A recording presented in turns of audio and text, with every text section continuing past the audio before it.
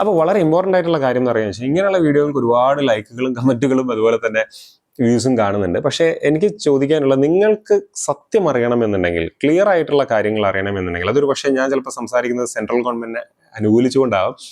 അതിൽ പേടിയുണ്ടെങ്കിൽ നിങ്ങൾ സബ്സ്ക്രൈബ് ചെയ്യാനോ അതുപോലെ തന്നെ ലൈക്ക് ചെയ്യാനോ വരേണ്ട ആവശ്യമില്ല. പക്ഷേ നിങ്ങൾക്ക് ശരിയായ കണ്ടന്റ്, ഒരു ബയസ്ഡ് ആയിട്ടല്ലാത്ത ക്ലിയർ ആയിട്ടുള്ള കണ്ടന്റ് കിട്ടണമെന്നുണ്ടെങ്കിൽ you can subscribe to my channel and like the videos and support me. NH66 എല്ലാവർക്കും ഒരു കൺഫ്യൂഷൻ ഉള്ളൊരു സാധനമാണല്ലേ. അതിൻ്റെ അകത്ത് എന്താണ് സത്യം, എന്താണ് കള്ളം എന്നുള്ളത് ആർക്കും അറിയാത്ത കാര്യമാണ് കേരളത്തിലെ ജനങ്ങൾക്ക്.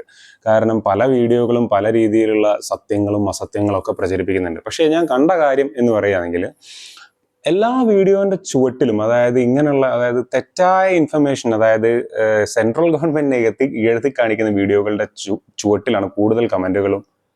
ഇതൊക്കെ സത്യമാണെങ്കിൽ പോട്ടെ, ഓക്കെ. പക്ഷെ എല്ലാവർക്കും ഉണ്ടാവില്ല ഒരു ആഗ്രഹമുണ്ട്, എന്താണ് ഈ NH66, എന്താണ് അതിനകത്തുള്ള ശരിയായ സത്യം എന്നുള്ളത്. അപ്പൊ അത് പറയാൻ വേണ്ടിയിട്ട് ഞാൻ പല വീഡിയോകളും കൊണ്ട്, ഒരുപാട് വീഡിയോകൾ നമുക്ക് സോഷ്യൽ മീഡിയ ഹാൻഡിൽസിലൊക്കെ അവൈലബിൾ ആണ്. പക്ഷെ ഒരു വീഡിയോ ഞാൻ പ്രത്യേകമായിട്ട്, കാരണം കംപ്ലീറ്റ് ആയിട്ട് എൻ്റെ ഇത് പറയുന്നത് ഏകദേശം 80% കള്ളമാണ് അല്ലെങ്കിൽ തെറ്റായ കാര്യങ്ങളാണ് എന്നുള്ളത് കൊണ്ട് മാത്രം, അതായത് ശരിയായ കാര്യങ്ങളെ പോലും തെറ്റായ രീതിയിൽ വളച്ചൊടിച്ചുകൊണ്ട് ആ രീതിയിൽ പറഞ്ഞു ഒരു പ്രത്യേകതരം ഓഡിയൻസിന് വേണ്ടി അതിന്റെ ചുവട്ടിലൊക്കെ കാണുന്ന റിയാക്ഷൻസും കാര്യങ്ങളും വ്യൂസൊക്കെ കാണുമ്പോൾ എനിക്ക് സങ്കടമാകുക. കാരണം നമ്മളെ ഇത്രയും എന്താണ് സത്യം എന്നറിയാൻ പോലും ശ്രമിക്കാതെ ഒരുപാട് പേര് ഇതിന്റെ ചുവട്ടിൽ പോയിട്ട് ഇങ്ങനെ ഇതാക്കുകയാണ്. അപ്പൊ ആ ഒരൊറ്റ വീഡിയോ ഞാൻ എടുത്ത്, ഞാൻ ശരിക്കും പറഞ്ഞാൽ എല്ലാവർക്കും റിയാക്ഷൻ കൊടുക്കാൻ വെച്ചാൽ എനിക്ക് സമയം മതിയായിരുന്നു. കാരണം വർഷങ്ങളെടുക്കും അത്രയും വീഡിയോകൾ സോഷ്യൽ മീഡിയയിൽ. സോ ഈ ഒരു ഉത്തരം എന്ന് പറയുന്നത് കംപ്ലീറ്റ് NH66 പറ്റിയുള്ള ഒരു സംശയ ദൂരീകരണമാണ്. വളരെ ഹൈ ലെവലിലൊന്നും ഞാൻ പോകുന്നത്, വളരെ ബേസിക് ലെവലിൽ ഒരു സാധാരണ മനുഷ്യന് മനസ്സിലാക്കാൻ പറ്റുന്ന ചെറിയ കാര്യങ്ങൾ. എങ്ങനെയാണ് ഈ സംഭവം, എന്തൊക്കെയാണ് ഇവിടെ നടന്നത്, എങ്ങനെയാണ് ഈ കാര്യങ്ങളൊക്കെ ഇന്ത്യയിൽ മൊത്തത്തിൽ നടക്കുന്നത്, അതിനെ പറ്റിയുള്ള ഒരു ചെറിയൊരു അവതരണം ആണ് ഞാൻ ഉദ്ദേശിക്കുന്നത്. ഓക്കെ, അതൊരു വീഡിയോയിൽ നിന്ന് പ്രചോദനം ഉൾക്കൊണ്ട്. ഓക്കെ, മുൻപൊക്കെ ഞങ്ങൾ കുറ്റിപ്പുറത്തുള്ളവരൊക്കെ കോഴിക്കോടൊക്കെ പോയിരുന്നത് ട്രെയിൻ ത്രൂ ആയിരുന്നു. കാരണം അതാണ് ഞങ്ങൾക്ക് എളുപ്പത്തിൽ എത്താൻ പറ്റുന്നത്. പക്ഷെ ഇപ്പോ നാഷണൽ ഹൈവേ പണി തീർന്നതോട് കൂടിയിട്ട് ബസ് വഴി പോകുന്നതാണ് എളുപ്പം. അപ്പൊ ഞാൻ കഴിഞ്ഞ ദിവസം ബസ്സിൽ ഇങ്ങനെ പോകുന്ന സമയത്ത് എന്റെ തൊട്ടടുത്തിരിക്കുന്ന ചേട്ടൻ ഇങ്ങനെ അഭിമാനത്തോടെ പറയുകയാണ്, കണ്ടോ ഞങ്ങൾ മോദി ഗവൺമെന്റ് ഉണ്ടാക്കിയ റോഡ് കണ്ടാന്നൊക്കെ. അപ്പൊ ഞാൻ ആ ചേട്ടന് കൊടുത്ത മറുപടി നിങ്ങളോട് കൂടി പറയണം തോന്നി. സാധാരണ രീതിയിൽ ആൾക്കാർക്ക് ഉണ്ടാകുന്ന ഒരു തെറ്റിദ്ധാരണയാണ് ദേശീയപാത വികസനമൊക്കെ കേന്ദ്ര ഗവൺമെന്റിന്റെ ബജറ്റിൽ നിന്ന് വകയെത്തിയ ഫണ്ട് കൊണ്ടാണ് ചെയ്യുന്നത്. പക്ഷെ യാഥാർത്ഥ്യം അതല്ല. പെട്രോൾ ഡീസൽ ലിറ്ററിന് ഈടാക്കുന്ന റോഡ് സെസ് വഴിയാണ് ഇതിനു വേണ്ടിയുള്ള എമൗണ്ട് രൂപീകരിക്കുന്നത്. അതോടൊപ്പം തന്നെ national highway authority of India ബാങ്കിൽ നിന്നും വിപണിയിൽ നിന്നൊക്കെ വായ്പയായിട്ട് ഭീമമായിട്ടുള്ള തുക കണ്ടെത്തുന്നു. ഈ തുക ഇവര് തിരിച്ചടയ്ക്കുന്നത് എങ്ങനെയാണെന്ന് വെച്ചാൽ റോഡ് പണി പൂർത്തിയായ ശേഷം അതിലൂടെ പോകുന്ന വണ്ടികളിൽ നിന്ന് ഈടാക്കുന്ന ടോൾ വഴിയാണ്. 10,000 കോടി രൂപയാണ് ഓരോ വർഷവും ഇന്ത്യയിൽ ടോൾ ഇനത്തിൽ ലഭിക്കുന്നത്. അതേപോലെ തന്നെ ചില സർക്കാരുകൾ എന്ത് ചെയ്യുന്നു വെച്ചാൽ പ്രൈവറ്റ് കമ്പനീസിനെ കൂടി ഇതിന്റെ ഭാഗമാക്കും. ഇവർക്ക് തിരിച്ചടവ് എങ്ങനെയാണെന്ന് വെച്ചാൽ നിശ്ചിത കാലയളവിലേക്ക് ടോൾ പിരിക്കാനുള്ള അധികാരം ആ പ്രൈവറ്റ് കമ്പനീസിന് കൊടുക്കും. അങ്ങനെ നൂലാമാലകൾ പിടിച്ച ഒരു പണിയാണ് ഈ പറയുന്ന ദേശീയപാത വികസനം. അതിന് കാര്യമായിട്ട് കേന്ദ്ര ഗവൺമെന്റ് ബജറ്റിൽ നിന്നും ഒന്നും തന്നെ വകയിരുത്തുന്നില്ല. പക്ഷേ കേരളത്തിന്റെ അവസ്ഥ ഇതിൽ നിന്ന് വിഭിന്നമാണ്. 2014 national highway authority of India അവരുടെ ഓഫീസ് പൂട്ടി കേരളത്തിൽ നിന്ന് പോയി. കാരണം അവർ പറഞ്ഞത് കേരളത്തിൽ ഞങ്ങൾക്ക് ഇത് നടപ്പിലാക്കാൻ സാധിക്കില്ല, ഇവിടുത്തെ ഗവൺമെന്റ് ഞങ്ങൾക്ക് അതിന് വേണ്ടിയിട്ടുള്ള യാതൊരു സഹായം ചെയ്യില്ല എന്നാണ്. 2016 പിണറായി ഗവൺമെന്റ് വന്ന ശേഷം ഈ പദ്ധതി പൂർത്തീകരിക്കുന്നത് എങ്ങനെയാണെന്ന് അറിയോ? ഗവൺമെന്റ് പറയുകയാണ്, ഈ ദേശീയപാത വികസനത്തിന് വേണ്ടിയുള്ള ഭൂമി ഏറ്റെടുക്കൽ നടപടിയും അതിനു വേണ്ടിയിട്ടുള്ള ഭീമമായിട്ടുള്ള ഫണ്ടും കേരള ഗവൺമെന്റ് നൽകാണ്. ഇന്ത്യയിൽ ആദ്യമായിട്ടാണ് ഒരു സംസ്ഥാന സർക്കാർ ഇത്തരത്തിൽ പണം കൈമാറുന്നതും അതുപോലെ തന്നെ ഭൂമി ഏറ്റെടുക്കൽ നടപടി ഇത്ര സ്പീഡായിട്ട് നടക്കുന്നതും. അതിനുള്ള റെക്കോർഡ് കേരളത്തിലാണെന്ന് പറയും. അങ്ങനെ കേരളത്തിന്റെ ദേശീയപാത വികസനത്തിൽ കേരള ഗവൺമെന്റിനുള്ള പങ്ക് അങ്ങനെ ഇങ്ങോട്ട് ഒഴിവാക്കാൻ പറ്റുന്നതല്ല. അത് ഇവിടത്തെ മോദി ഭക്തന്മാരും അതുപോലെ തന്നെ ചാണ്ടി സാറിന്റെ കല്ലിനെ ഉപമിക്കുന്നവരൊക്കെ ഒന്ന് ഓർത്താൽ നന്ദി. വീഡിയോയുടെ തുടക്കത്തിൽ പറഞ്ഞ ഒരു കാര്യം ശരിയാണ്. കാരണം ഇത് സെൻട്രൽ ഗവൺമെന്റ് മാത്രം ഒരു പ്രൊഡക്റ്റ് അല്ല, അതായത് ഒരു പ്രൊജക്റ്റ് അല്ല. കേരള ഗവൺമെന്റും അവരുടേതായിട്ടുള്ള, പിണറായി ഗവൺമെന്റ് അവരുടേതായിട്ടുള്ള കോൺട്രിബ്യൂഷൻസ് ഇതിനകത്ത് കൊടുത്തിട്ടുണ്ട്. ലാൻഡ് അക്വിസിഷൻ ആയാലും മറ്റു പല കാര്യങ്ങളായാലും. എന്നാൽ ആ കാര്യങ്ങൾ നമ്മൾ മറ്റ് സ്റ്റേറ്റ്സുമായിട്ട് കമ്പയർ ചെയ്യുമ്പോൾ, ഒരു രാജ്യത്ത് പല രാജ്യങ്ങളും, ലോകത്തുള്ള രാജ്യങ്ങളൊക്കെ അങ്ങനെ തന്നെയാണ്. അതായത് മറ്റുള്ള ഇന്ത്യയെ സംബന്ധിച്ച് പറയുമ്പോൾ ഇന്ത്യയിലുള്ള മറ്റുള്ള പല സ്റ്റേറ്റുകളും ക്ലിയർ ആയിട്ടുള്ള ഇൻവോൾവ്മെന്റ്, അതായത് അവർ ചെയ്യേണ്ട ഉത്തരവാദിത്തങ്ങൾ കേരളം ചെയ്തതുപോലെ തന്നെ ചെയ്തിട്ടുണ്ട്. അതിലൊരു സംശയമില്ല. ഫസ്റ്റ് ഓഫ് ഓൾ എനിക്ക് ഏറ്റവും കൂടുതൽ പറയാൻ ആഗ്രഹിക്കുന്നത് നമ്മുടെ സൗത്ത് ഇന്ത്യൻ സ്റ്റേറ്റുകൾ, എല്ലാ സ്റ്റേറ്റുകളും ഉണ്ട്. സൗത്ത് ഇന്ത്യൻ സ്റ്റേറ്റ്, ആന്ധ്ര, തെലങ്കാനയൊക്കെ വളരെ മികച്ച രീതിയിൽ സെൻട്രൽ ഫണ്ട് കൈകാര്യം ചെയ്യുന്ന 2 സ്റ്റേറ്റുകളാണ്. കംപ്ലീറ്റ് യൂട്ടിലൈസേഷൻ ആണ്. പക്ഷെ കേരളത്തിന്റെ കേസ് എടുത്തു കഴിഞ്ഞാൽ 31%, 33% ഒക്കെ കേരളം യൂട്ടിലൈസ് ചെയ്യുന്നത്. വളരെ മിസ്മാനേജ്മെന്റ് ആണ് ആ ഒരു കാര്യത്തിൽ കേരളത്തിന്റെ ഭാഗത്ത് നിന്ന് ഉണ്ടായിട്ടുള്ളത്. ഇനി ഇതിലേക്ക് വന്നു കഴിഞ്ഞ് കഴിഞ്ഞാൽ നിങ്ങൾക്കറിയാം, ആദ്യം തന്നെ ഇത് സെൻട്രൽ ഗവൺമെന്റിന്റെ അല്ല, ഇത് എല്ലാവരും പോർട്രേറ്റ് ചെയ്യുന്നത് കേരള ഗവൺമെന്റ് എന്തോ ചെയ്ത്, കേരള ഗവൺമെന്റ് ആണ് ഭയങ്കരമായിട്ട് ചെയ്തെന്നുള്ളത്. അത് വളരെ വലിയ ഒരു തെറ്റ് തന്നെയാണ്. കാരണം അതിന്റെ കണക്കുകളിലേക്ക് പോവുകയാണെങ്കിൽ കേരള ഗവൺമെന്റ് ചെയ്തിരിക്കുന്നത് 25% ഓഫ് ലാൻഡ് അക്വിസിഷൻ, നോട്ട് ചെയ്യണം, ലാൻഡ് അക്വിസിഷൻ മാത്രമാണ് കേരള ഗവൺമെന്റ് ഇതിനകത്ത് ചെയ്യുന്നത്. കാരണം മറ്റുള്ള കംപ്ലീറ്റ് കോസ്റ്റ് ബെയറിംഗും സെൻട്രൽ ഗവൺമെന്റ് ആണ്. ലാൻഡ് അക്വിസിഷന്റെ 75% സെൻട്രൽ ഗവൺമെന്റ് ആണ് ഹോൾഡ് ചെയ്യുന്നത്, അക്വയർ ചെയ്യുന്നത്. ഓക്കെ, അതിനുള്ള പൈസ കൊടുക്കുന്നത് സെൻട്രൽ ഗവൺമെന്റ് ആണ്. അതുപോലെ തന്നെ മറ്റുള്ള റോഡ് കൺസ്ട്രക്ഷനുള്ള ഭീമമായ ചെലവ് വരുന്ന ലാൻഡ് അക്വിസിഷൻ മാത്രമല്ല കേട്ടോ, ഏറ്റവും കൂടുതൽ ചെലവ് വരുന്ന കൺസ്ട്രക്ഷൻ ആണ്. നിങ്ങൾക്കറിയാം എത്ര കണ്ട് ചെലവ് വരുന്നുള്ളത്. അപ്പൊ ആ കൺസ്ട്രക്ഷന്റെ കോസ്റ്റ്, ആ ഭീമമായ ചിലവ് മുഴുവൻ ഹാൻഡിൽ ചെയ്യുന്നത് 100%, അതുമായി ബന്ധപ്പെട്ട എല്ലാ കാര്യങ്ങളും ഹാൻഡിൽ ചെയ്യുന്നത് സെൻട്രൽ ഗവൺമെന്റ് ആണ്.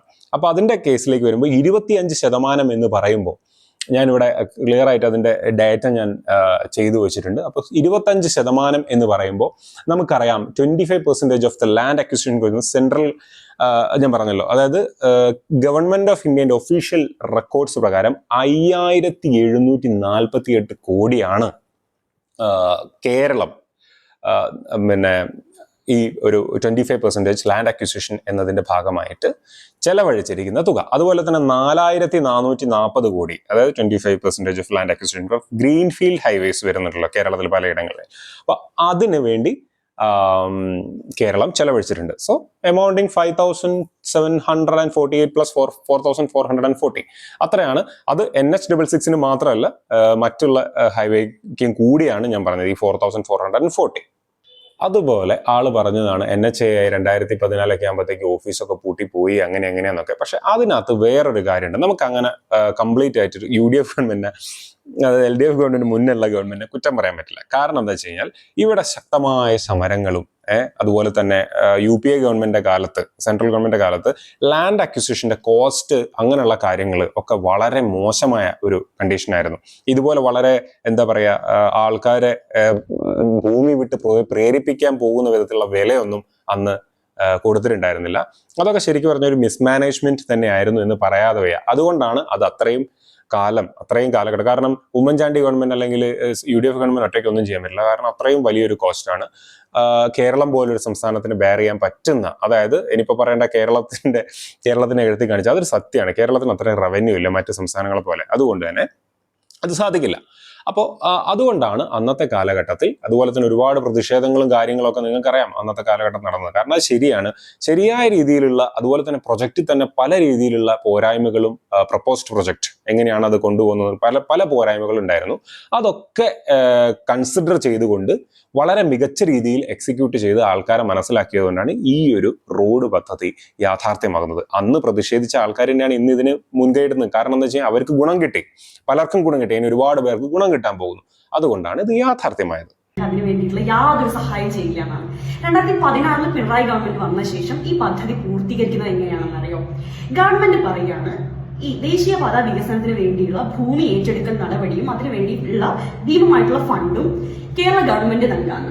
ഇന്ത്യയിൽ ആദ്യമായിട്ടാണ് ഒരു സംസ്ഥാന സർക്കാർ ഇത്തരത്തിൽ പണം കൈമാറുന്നതും അതുപോലെ തന്നെ ഭൂമി ഏറ്റെടുക്കൽ നടപടി ഇത്ര സ്പീഡായിട്ട് നടക്കുന്നതും. അതിനുള്ള റെക്കോർഡ് കേരളത്തിലാണ്. വീഡിയോയിൽ ഞാൻ വീണ്ടും പറയാൻ ആഗ്രഹിക്കുന്നത്, നിങ്ങളിപ്പോൾ കണ്ടല്ലോ, അതായത് റീട്രീറ്റ് ചെയ്ത് പറയാൻ ആഗ്രഹിക്കുന്ന ഒരു കാര്യമാണ്. കാരണം ആ വ്യക്തി, ഈ വീഡിയോ അവതരിക്കുന്ന പടയൻ എന്ന് പറയുന്ന വ്യക്തി പറയുന്നതാണ്, ഇന്ത്യയിൽ ആദ്യമായിട്ടാണ് ഒരു സർക്കാർ, അതായത് സെൻട്രൽ ഗവൺമെന്റ്, അതായത് റോഡ് നിർമ്മാണത്തിന്റെ പദ്ധതിയുടെ ചെലവ് മുഴുവൻ, എവിടെയാണ് ചെലവ് മുഴുവൻ? നിങ്ങളെ തെറ്റിദ്ധരിപ്പിക്കുകയാണ്. ഒരു ചെലവില്ല. 25%.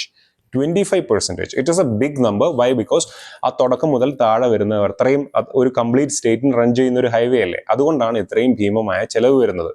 ഇത് തന്നെ വെച്ച് നോക്കുമ്പോൾ ശരിക്കും പറഞ്ഞ ലാസ്റ്റ് 5 yearsന്റെ കണക്കെടുത്ത് കഴിഞ്ഞാൽ കേരളം ഒന്നാമതാണ്, സംശയമില്ല. പക്ഷേ മറ്റുള്ള സംസ്ഥാനങ്ങൾ 3000, 2000 crores അങ്ങനെയൊക്കെ തന്നെ മറ്റുള്ള സംസ്ഥാനങ്ങളും ഇതുപോലെ ചെലവാക്കിയിട്ടുണ്ട്.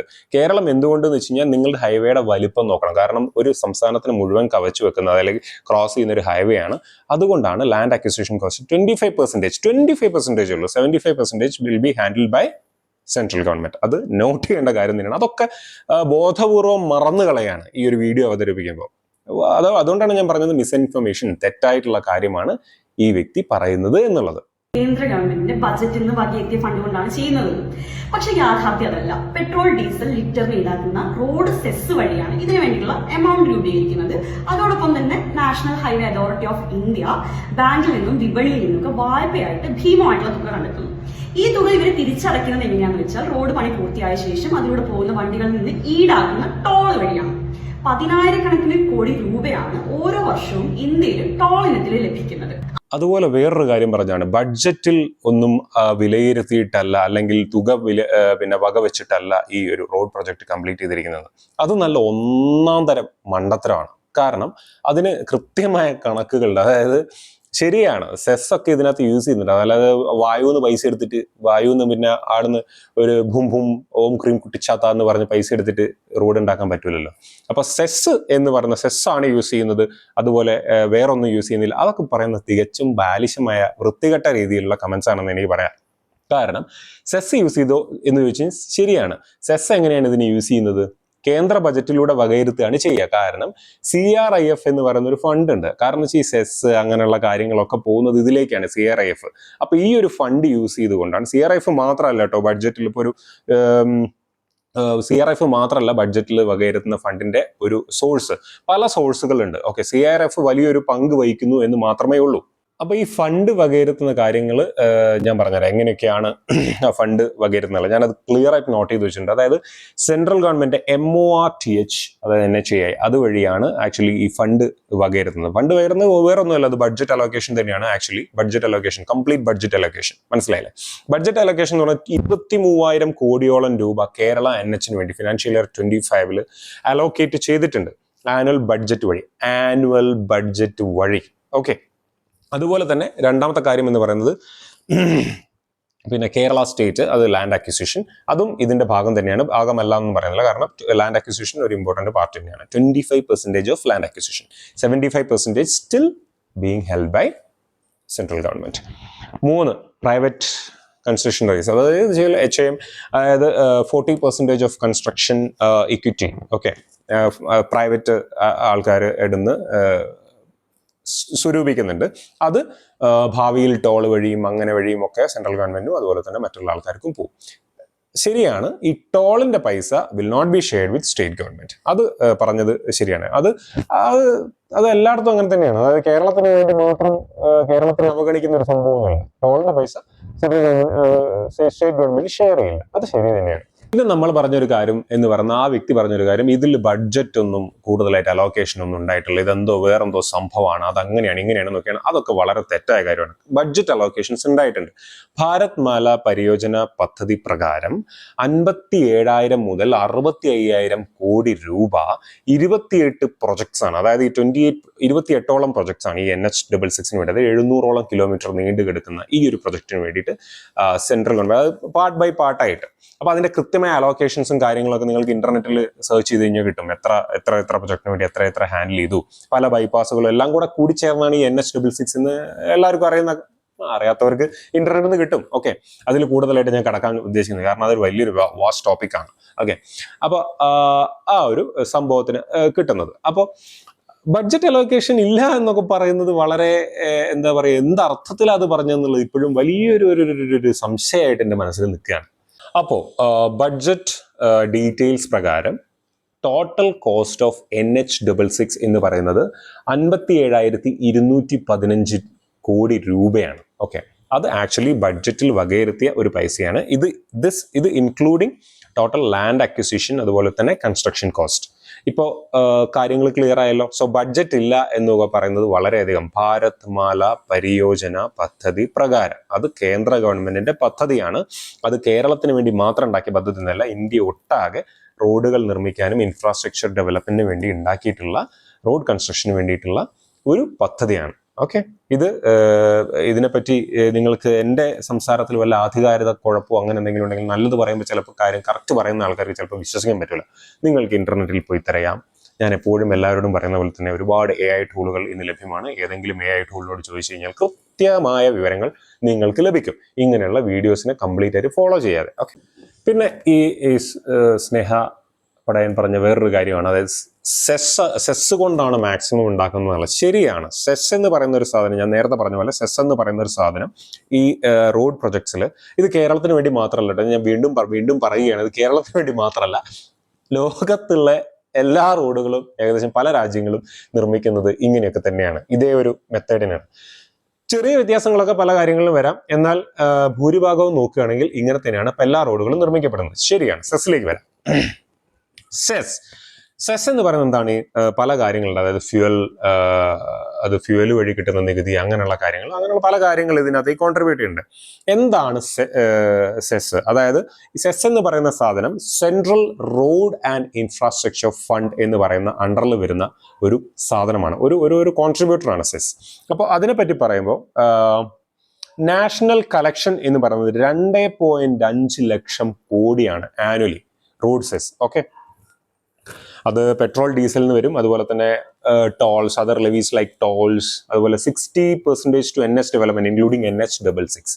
മനസ്സിലായില്ല, 60% NH കൺസ്ട്രക്ഷന് വേണ്ടി യൂസ് ചെയ്യുന്നത് ഈ നാഷണൽ കളക്ഷൻ, ഈ സെസ് എന്ന് പറയുന്ന ഈ സാധനം 60%, നോട്ട് 100%, സ്റ്റിൽ 60%, ഒരു ഭൂരിഭാഗമാണ്, ബട്ട് സ്റ്റിൽ 60%. അപ്പോൾ നമുക്കൊരു ഔട്ട്ലൈൻ കിട്ടി എങ്ങനെയാണ് ഈ സംഭവങ്ങളൊക്കെ ഉണ്ടാക്കുന്നത്, ചെയ്യുന്നത് എന്നുള്ളതൊക്കെ. അപ്പോൾ ഞാൻ ഒരു സമ്മറി ആയിട്ട് പറയാം. അപ്പോൾ ഈ ഒരു സംബന്ധം, ബഡ്ജറ്റ് അലോക്കേഷൻ ഇല്ല എന്ന് പറയുന്നത് തെറ്റ്. ബഡ്ജറ്റ് അലോക്കേഷൻ ഉണ്ട്, അത് കൃത്യമായ രീതിയിൽ, അതായത് കംപ്ലീറ്റ് സെസ്സും ടോളും ഉപയോഗിച്ചിട്ടുള്ള, അതായത് ജനങ്ങളുടെ പൈസ ഉപയോഗിച്ചാണ് ഇത് ചെയ്യുന്നത് എന്ന് പറയുന്നതും തെറ്റ്. അതായത് എന്ത്, ഈ പെട്രോൾ അങ്ങനെയുള്ള കാര്യങ്ങൾ മാത്രമാണ് എന്ന് പറയുന്നത്, മറ്റുള്ള കാര്യങ്ങളിൽ നിന്നുള്ള ടാക്സ് വരുമാനങ്ങളും കൂടെ എന്ത് ചെയ്യുന്നുണ്ട്, ഇങ്ങനെയുള്ള പ്രൊജക്ടിന് വേണ്ടി അലോക്കേറ്റ് ചെയ്യുന്നുണ്ട് ത്രൂ ബഡ്ജറ്റ്.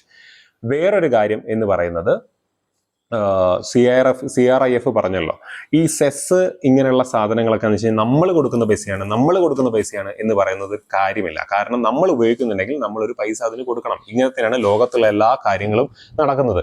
അപ്പോൾ പല കാര്യങ്ങളും മറ്റുള്ള നമ്മൾ പറഞ്ഞല്ലോ, അതായത് കംപ്ലീറ്റ് ഇത് സ്റ്റേറ്റ് ഗവൺമെന്റിന്റെ അണ്ടറിൽ, അതായത് സ്റ്റേറ്റ് ഗവൺമെന്റ് ഇച്ഛാശക്തി കൊണ്ട് മാത്രമാണ് NH66 ഉണ്ടായത് എന്ന് പറയുകയാണെങ്കിൽ അതും വളരെ വലിയൊരു തെറ്റ് തന്നെയാണ്. കാരണം സെൻട്രൽ ഗവൺമെന്റിന്റെ കൃത്യമായ പ്ലാനിങ്ങും അതുപോലെ തന്നെ സ്റ്റേറ്റ് ഗവൺമെന്റിനോട് കൂടിച്ചേർന്ന് നമ്മൾ സ്റ്റേറ്റ് ഗവൺമെന്റിനെ എന്താ പറയാ കൈയടിച്ച് പ്രോത്സാഹിപ്പിക്കുകയാണ്, സെൻട്രൽ ഗവൺമെന്റിനെ ഈ കാര്യത്തിൽ കൈയടിച്ച് പ്രോത്സാഹിപ്പിച്ചേ മതിയാവും. അതായത് സെൻട്രൽ ഗവൺമെന്റിന്റെ മുകളിൽ വളരെയധികം പ്രഷർ ചെലുത്തി അവരെ കൊണ്ട് പണിയെടുപ്പിച്ചു എന്നല്ല ഇത്. ഓക്കെ, എന്തുകൊണ്ടാണ് ഈ NH66 വന്നത് എന്നുള്ള ഒരു കാരണം, അതിനുള്ളൊരു പ്രധാന കാരണം എന്താണെന്ന് ചോദിച്ചു കഴിഞ്ഞാൽ നിങ്ങൾക്ക് എല്ലാവർക്കും അറിയാം, അറ്റത്ത് വിഴിഞ്ഞം പോർട്ട് ഉണ്ടല്ലോ, അതിന്റെ ക്യാപ്പബിലിറ്റി എന്താണെന്നുള്ള, എബിലിറ്റി എന്താണെന്നുള്ള കാര്യങ്ങളൊക്കെ നിങ്ങൾക്ക് എല്ലാവർക്കും അറിയാം. കംപ്ലീറ്റ് എന്താ പറയുക, റണ്ണിങ് കണ്ടീഷനിലേക്ക് എത്തിക്കഴിഞ്ഞ് കഴിഞ്ഞാൽ, കംപ്ലീറ്റ് ഇൻഫ്രാസ്ട്രക്ചർ പൂർത്തിയായി കഴിഞ്ഞ് കഴിഞ്ഞാൽ എന്താണ് അതിന്റെ ക്യാപ്പബിലിറ്റി, എബിലിറ്റി എന്നുള്ളത് പറഞ്ഞറിയിക്കേണ്ട കാര്യമല്ല. അത് ഹാൻഡിൽ ചെയ്യാൻ കൂടിയാണ് ഈ NH66 എന്നുള്ള കാര്യം നിങ്ങളൊക്കെ അറിഞ്ഞിരിക്കണം. വേറൊരു കാര്യം എന്ന് പറയുന്നത്, ഇതിൽ സെൻട്രൽ ഗവൺമെന്റിനെ കംപ്ലീറ്റ് ആയിട്ട് തടഞ്ഞുകൊണ്ട് ചെയ്യാൻ പറ്റുന്ന ഒരു കാര്യമൊന്നുമല്ല. ഇന്ത്യയിലെ എല്ലാ സംസ്ഥാനങ്ങളും ഇങ്ങനെയുള്ള രീതിയിൽ ഫണ്ട് അലോക്കേഷൻസ് ആ കാര്യങ്ങളൊക്കെ ഹാൻഡിൽ ചെയ്യുന്നുണ്ട്. അതുപോലെ തന്നെ ഫണ്ട് സ്പെൻഡിങ് ഒക്കെ വളരെ മികച്ച രീതിയിൽ, കേരളത്തിനേക്കാൾ നന്നായി വളരെ മികച്ച രീതിയിൽ ചെയ്യുന്ന പല സംസ്ഥാനങ്ങളും ഇന്ത്യയിലുണ്ട്.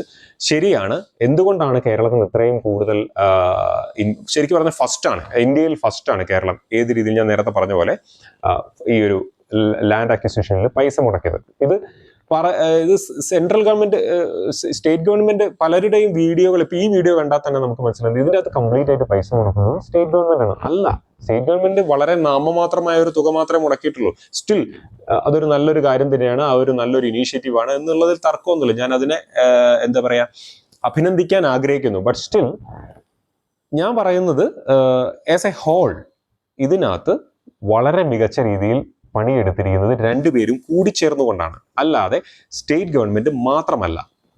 ഇതിനകത്ത് വേറൊരു കാര്യം കൂടി പറയാന്നുണ്ടെങ്കിൽ, ഈ ഒരു 5748 കോടി ഒരു വലിയൊരു സംഭവമായി കാണിക്കേണ്ട ആവശ്യമില്ല. കാരണം എന്താണെന്ന് വെച്ച് കഴിഞ്ഞാൽ, അത്രയൊരു പൈസ കേരളത്തെ പോലെ ലോ റവന്യൂ ഉള്ളൊരു സംസ്ഥാനത്തിന് വലിയൊരു ബാധ്യതയാണ്, ശരിയാണ്. പക്ഷേ രണ്ടാമത്തെ കാര്യം, അതിനകത്തുള്ള ഒരു ഇമ്പോർട്ടന്റ് കാര്യം എന്ന് വെച്ച് കഴിഞ്ഞാൽ ഈ 700 കിലോമീറ്റർ സ്ട്രെച്ചാണ് വലിയ കേരളത്തിലെ റോഡ് പ്രൊജക്ട്സിന്റെ വൈഡനിങ് കാര്യങ്ങൾ കാലങ്ങളായിട്ട് എന്താ പറയാ ഒരു ശൈശവാവസ്ഥയിൽ ഉണ്ടായിരുന്ന ഒരു സംഭവമാണ്. അതൊക്കെ ഇപ്പോഴെങ്കിലും മാറ്റപ്പെടണം. സോ സെൻട്രൽ ഗവൺമെന്റ്, കേന്ദ്ര ഗവൺമെന്റിന്റെ മുൻകൈ എടുത്തുകൊണ്ടുള്ള പ്രവർത്തനങ്ങൾ, അതുപോലെ തന്നെ വിഷണറി ആയിട്ടുള്ള കുറെ പ്രപ്പോസൽസും കൊണ്ട് അതിനെ സംസ്ഥാന ഗവൺമെന്റ് സപ്പോർട്ടും ചെയ്യുന്നുണ്ട്.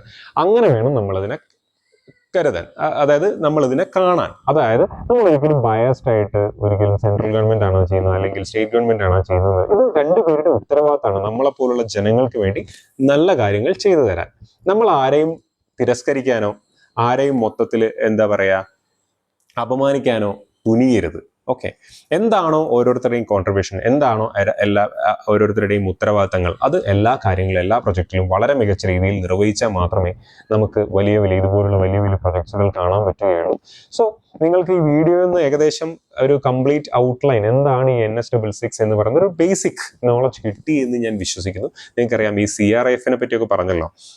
CRIF എന്ന് പറയുന്നത് പണ്ട് റോഡ്സിന് വേണ്ടി മാത്രമായിരുന്നു. പക്ഷെ കഴിഞ്ഞ 2018 കണ്ട് ഒരു അമെൻമെന്റ് കൊണ്ടുവന്നിട്ട് അത് എനിക്ക് തോന്നുന്നത് അതോടുകൂടിയാണെന്ന് തോന്നുന്നത്. അതായത് മെട്രോ, റെയിൽ, അങ്ങനെയുള്ള എല്ലാ സാധനത്തും CRIF-ലേക്ക് കൊണ്ടുവന്നിട്ടുണ്ട്. അപ്പോൾ എല്ലാം കൂടി ചേർന്നുകൊണ്ട് നമുക്ക് ഇൻകം വേണ്ടേ? അതായത് ഈ ഒരു എങ്ങനെയാണ് ഒരു എക്കോണമി നിലനിൽക്കുന്നത്? അതായത് കൊടുക്കൽ വാങ്ങലുകൾ നടക്കുമ്പോഴാണ്. ഒരു ജനങ്ങളുടെ അടുത്ത് നിന്ന് തീരെ കൊടുക്കൽ വാങ്ങലുകളില്ല, അല്ലെങ്കിൽ ജനങ്ങൾ ആ ഒരു എക്കോണമി ഇല്ല. ഒരു രാജ്യത്തിന്റെ എക്കോണമിനെ കൊണ്ടുപോകുന്നത് ജനങ്ങൾ തന്നെയാണ്.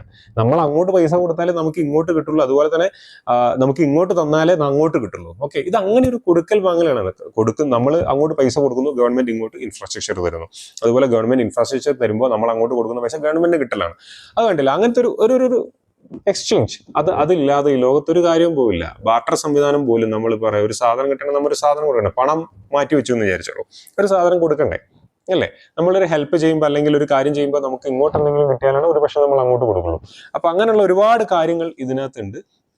അപ്പൊ ഇതൊക്കെ പിന്നെ ജനങ്ങളുടെ പൈസയും കൊണ്ടാണ് ഉണ്ടാക്കുന്നത്, അല്ലെങ്കിൽ ഇതൊക്കെ ഞങ്ങളുടെ നികുതി പണം കൊണ്ടുള്ളത്, അതുകൊണ്ട് നിങ്ങളുടെ ഇതല്ല എന്ന് പറയുന്നത് ശരിയല്ല. കാരണം ജനങ്ങളുടെ നികുതി പണം പണ്ട് മുതൽക്കേ പോയിക്കൊണ്ടിരുന്ന ഒരു സാധനം തന്നെയാണ്. പല രാജ്യങ്ങളിലും അത് പോകുന്നുമുണ്ട്. പക്ഷേ ശരിയായ രീതിയിൽ ഗവൺമെന്റ് അത് എക്സിക്യൂട്ട് ചെയ്തില്ല, ഇങ്ങനെയുള്ള പ്രൊജക്ട്സ് എക്സിക്യൂട്ട് ചെയ്തില്ല എന്നുണ്ടെങ്കിൽ അത് ജനങ്ങൾക്ക് തന്നെ ബുദ്ധിമുട്ടാകും. ശരിയാണ്. അപ്പോഴും നമ്മൾ ടാക്സ് കൊടുക്കണം. നമ്മൾ ഇന്നും ഒന്നല്ലെങ്കിൽ തുടങ്ങിയല്ല ടാക്സ് കൊടുക്കാൻ. നമ്മൾ കുറെ കാലമായിട്ട് ഈ ഇൻകം ടാക്സും അതുപോലെ തന്നെ ഇതിന് മുന്നേ വാറ്റും GSTക്ക് മുന്നേ വാറ്റ് ഉണ്ടായിരുന്നു. അപ്പൊ അതൊക്കെ അന്നൊക്കെ നമ്മൾ കൊടുത്തോണ്ടിരുന്ന ടാക്സ് തന്നെയാണ്. പെട്രോളിന്റെ കൂടെ നമ്മൾ ടാക്സ് ഉണ്ട്. ഇത് ഇങ്ങനെ കണ്ടിന്യൂ ചെയ്തുകൊണ്ട് വരികയാണ്. ഓക്കെ, അപ്പോൾ എല്ലാം കൂടി വായിച്ചു നോക്കുമ്പോൾ ഇത് നമ്മുടെ ഉത്തരവാദിത്തമാണ്. അപ്പൊ നമുക്ക് ഇങ്ങനെയുള്ള ഇൻഫ്രാസ്ട്രക്ചർ തരേണ്ടത് ഗവൺമെന്റിന്റെയും കൂടി ഉത്തരവാദിത്തമാണ്. അത് ഒക്കെ എന്താ പറയാ, ഇതൊക്കെ നമ്മളാണ്, അല്ലെങ്കിൽ സെൻട്രൽ ഗവൺമെന്റ് ഒന്നും ചെയ്യുന്നില്ല എന്ന് പറയുന്നത് തികച്ചും ജനങ്ങളെ മണ്ടന്മാരാക്കുന്നതാണ് എന്ന് എനിക്ക് പറയാനുള്ളൂ. അത് മാത്രം പറഞ്ഞുകൊണ്ട് ഗുഡ് ബൈ പറയുന്നതിന് ഒരു കാര്യം കൂടി പറയട്ടെ. അപ്പൊ ഇതൊക്കെയാണ് ഇതിനെപ്പറ്റിയുള്ള കാര്യങ്ങൾ. വീണ്ടും ഇതിനകത്തേക്കൊക്കെ നിങ്ങൾക്ക് കടക്കണമെന്നുണ്ടെങ്കിൽ ഒന്നുകൂടി ഒന്ന് വീഡിയോ കണ്ടു നോക്കിയാൽ നിങ്ങൾക്ക് കൃത്യമായ കാര്യങ്ങൾ മനസ്സിലാകും. അതായത് നിങ്ങൾക്ക് എന്തെങ്കിലും കൺഫ്യൂഷൻസോ അങ്ങനെ എന്തെങ്കിലും ഉണ്ടെങ്കിൽ നിങ്ങൾക്ക് കമന്റിൽ ചോദിക്കാം, ഞാൻ അതിന് ഉത്തരം തരുന്നതായിരിക്കും. ഞാൻ വളരെ ബേസിക് ലെവലിൽ വളരെ അവിടെ എവിടെയും തൊട്ടിട്ട് മാത്രമേ സംസാരിച്ചിട്ടുള്ളൂ. If you want more details you will get it from internet. അതല്ല നിങ്ങൾക്ക് എൻ്റെ ഇടം തന്നെ വേണം എന്നുണ്ടെങ്കിൽ നിങ്ങൾ കമന്റിൽ ചോദിക്കാം, ഞാൻ അതിന് കൃത്യമായ ഉത്തരം, എനിക്കറിയാത്ത കാര്യങ്ങളാണെങ്കിൽ ഞാൻ അതിനകത്ത് റിസർച്ച് ചെയ്തുകൊണ്ട് കൃത്യമായ ഉത്തരം നിങ്ങൾക്ക് തരുന്നതായിരിക്കും. So good bye.